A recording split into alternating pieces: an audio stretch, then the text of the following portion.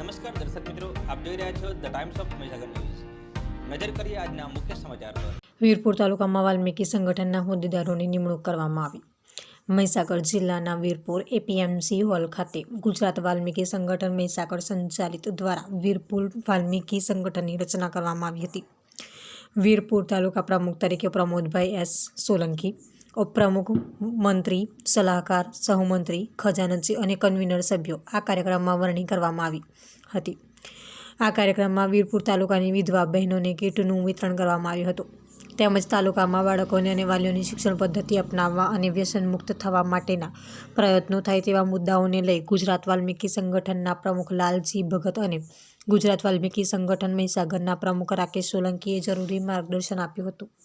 વિસ્તારના પડેપણના સમાચાર જોવા માટે અમારી channel the times of Mahisagar ન્યૂઝને લાઇક, શેર અને સબસ્ક્રાઇબ કરો.